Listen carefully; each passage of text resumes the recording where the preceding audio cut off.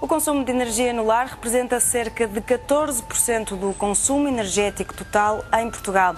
Embora esteja abaixo da média de 25% da União Europeia, os gastos com energia têm vindo a aumentar a um ritmo de 3% ao ano. Ainda que poupar seja o caminho que podemos seguir de imediato, e já veremos como fazer, conheça agora que formas autónomas de produção de energia existem hoje à nossa disposição. Todos estamos habituados a ver turbinas eólicas no alto dos montes, mas e se houvesse uma no seu condomínio? Falamos de aerogeradores que podem produzir energia suficiente para tornar uma casa autónoma. Este aerogerador pode andar com uma torre entre os 12 e os 14 metros.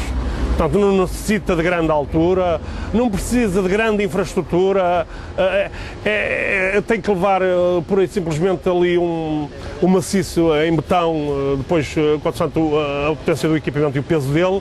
De resto é instalado num dia, um dia para instalar o aerogerador, mais um dia para instalar a parte elétrica, tudo que são retificadores de acumulação, se a tiver, e reguladores, mais nada. O cliente em 2 dias fica a ter a produção de energia a funcionar. É uma possibilidade de que qualquer cidadão ter um aerogerador para produzir energia para a sua habitação e ainda tem uma possibilidade de vender, neste caso, à rede.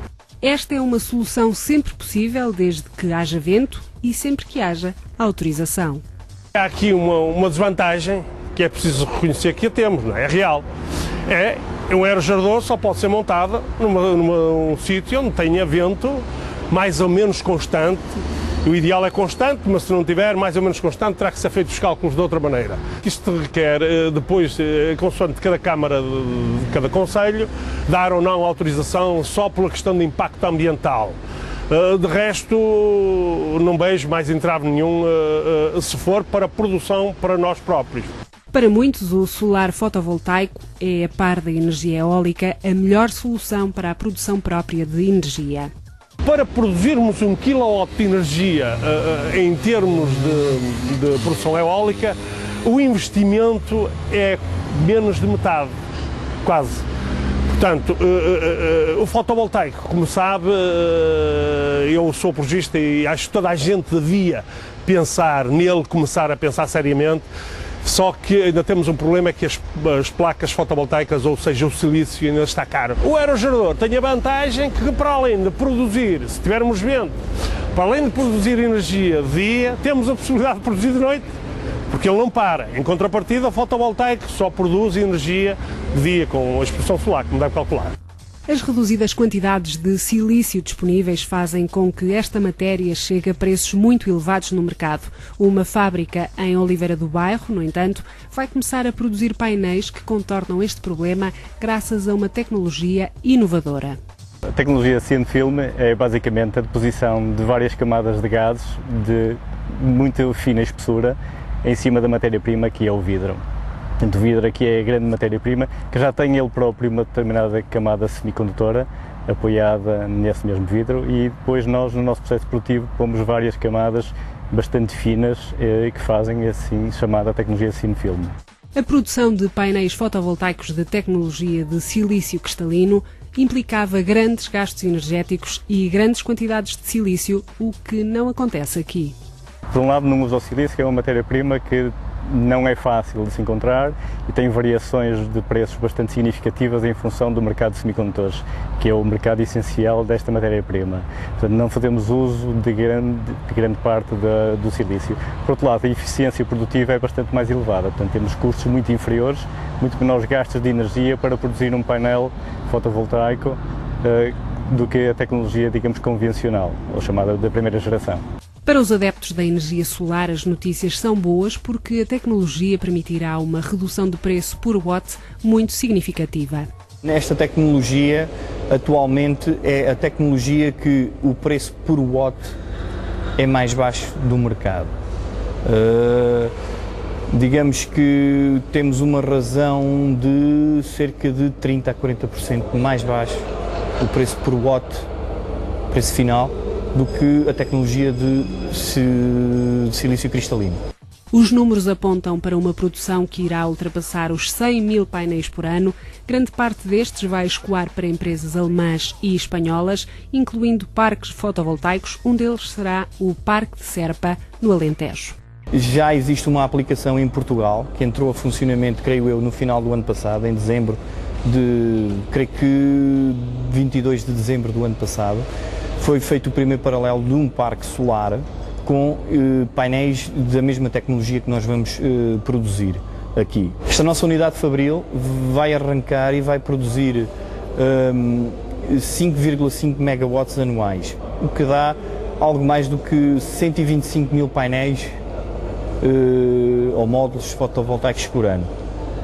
A nossa perspectiva é, no espaço de entre 6 a 8 meses após o início da produção, passarmos para o dobro. Numa altura em que as cidades são cada vez mais povoadas de torres envidraçadas, este tipo de painel pode constituir uma alternativa interessante e fazer o papel do vidro, com a vantagem de produzir energia ao mesmo tempo. Nós estamos a produzir painéis fotovoltaicos sobre um substrato de vidro, o que nos permite a nós ter um produto extremamente versátil, embora não estou dizendo que o cristalino também não o possa ser, mas o nosso é muito mais versátil para integração nas fachadas dos edifícios, o que permite substituir todas aquelas telas espelhadas e todas aquelas colorizações que se fazem nos vidros duplos que vemos aí para os nossos edifícios, podem ser substituídas pelos nossos painéis, com a vantagem de fazerem o mesmo trabalho em termos térmicos e em termos de luminosidade dentro dos edifícios, com a vantagem de que estão a produzir energia. As novas tecnologias são hoje um aliado de todos aqueles que pretendem produzir energia para uso doméstico. Há novas alternativas para produção autónomas, mas a energia eólica e o solar fotovoltaico são aquelas que reúnem mais adeptos. As energias eólica e fotovoltaica são excelentes escolhas para a produção autónoma de energia, mas analisemos diversos fatores a ter em conta. Em relação à energia eólica, é importante lembrar que o vento nem sempre é previsível e em Portugal há rajadas inconstantes, o que leva à escolha de turbinas mais caras. Para muitos, as turbinas eólicas constituem poluição visual, podem provocar a morte de aves.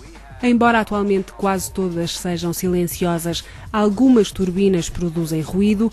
As turbinas têm um limite de velocidade de vento que suportam, a altura em que têm de parar para evitar o sobreaquecimento. Os painéis solares fotovoltaicos também têm certas desvantagens, não produzem energia durante a noite, implicam um investimento maior na altura da compra e produzem menos do que uma turbina eólica. Em locais com pouco sol é necessário um número muito maior de painéis para produzir a mesma quantidade de energia.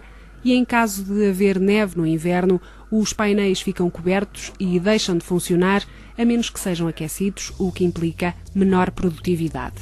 Em suma, os aerogeradores produzem mais energia com menor investimento, mas há que ter em conta os impactos causados. Com as novas tecnologias, como o thin film, que não usam silício e produzem mais, os painéis fotovoltaicos são uma opção a considerar. Causam pouco impacto visual e integram-se mais facilmente nos edifícios, mas produzem menos energia. Analisadas as vantagens e desvantagens de cada uma, cabe-lhe assim escolher a que melhor se adapta às suas necessidades. A força da água também pode ser utilizada para produzir energia. Trata-se de um sistema ainda pouco comum, especialmente porque precisa de condições muito particulares para funcionar, mas uma vez reunidas, apresenta uma alta produtividade. Isto é uma microhídrica, portanto é um sistema que funciona através da água, como deve calcular, não é?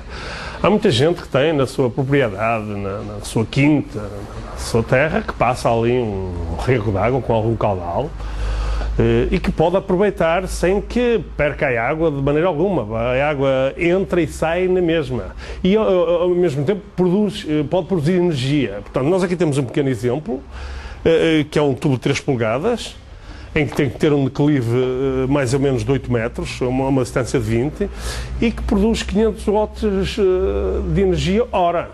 O funcionamento é idêntico ao de uma barragem em ponto pequeno. Com as condições certas, esta tecnologia pode tornar uma casa autónoma. Para isto, o investimento rondará os 30 mil euros. Como em qualquer outra forma de produção autónoma de energia, a venda à rede é uma escolha consignada em lei. A água entra aqui por este tubo, 3 polegadas, não é? Em que tem que ter um declive para que lhe dê peso, não é? E a partir daqui a água entra, faz mover aqui esta turbina que temos no interior e produz a energia a partir daqui deste alternador, como lhe queira chamar, mas ao fim e ao cabo é um alternador, que produz energia. A água sai livremente outra vez para seguir o seu curso.